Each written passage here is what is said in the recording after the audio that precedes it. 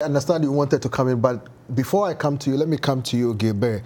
What is your reaction about the latest development in the DRC? Finally, after unease, after the opposition group known as Rassemblement put pressure on President Kabila to declare that he will not seek additional terms, today the government made an announcement. Are you happy now? One can only look at it and say it's a way to respond to the three major conditions that Kabila faced. One is to declare himself not candidate, which he did. But I will go to Idris and say, if Kabila was to respect the constitution, he should have done it in 2016. He refused to do it and play games to try to find a way to run, and didn't work. The pressure has been so high on him that he couldn't do anything else but to bow. When you look at the second condition, which is the voting machine, and I think what Jean-Pierre Mbemba demonstrated, I give him credit to that, was sufficient to give Mr. Nanga second thoughts, because they went in and tried a test, voting. It took Nanga about 6 minutes, Mbemba took him about 8 to 9 minutes.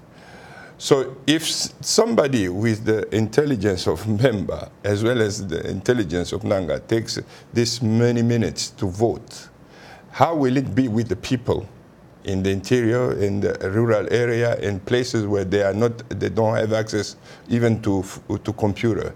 That shows already that this voting machine is not the thing that we should go for.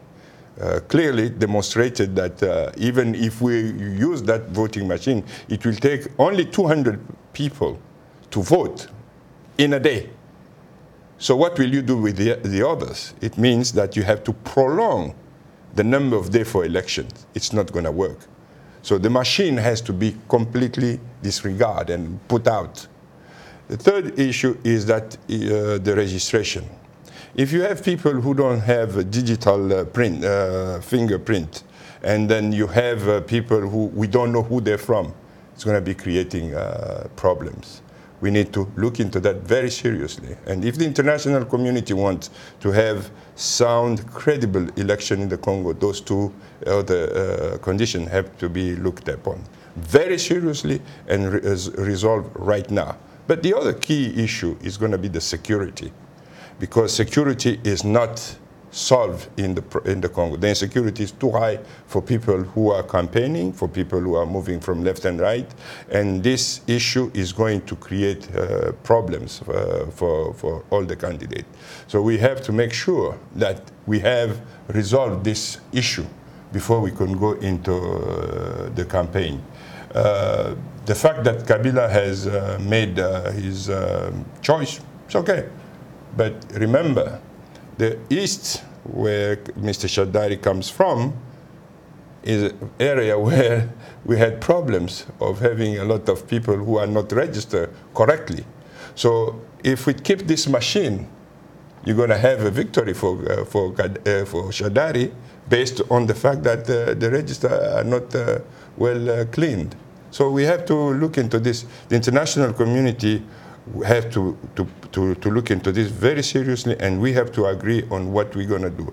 The other thing I would like to point before I let you ask your question is that I understand that President Cyril Ramaphosa might be in Congo on this Friday to try to have the field open for everybody.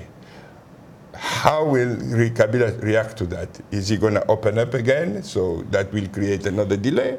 Is it going to close? That will create another problem. So we are still wondering which way this game is going, because if Cyril comes to say, you need to open up, it's going to create problems in the Congo.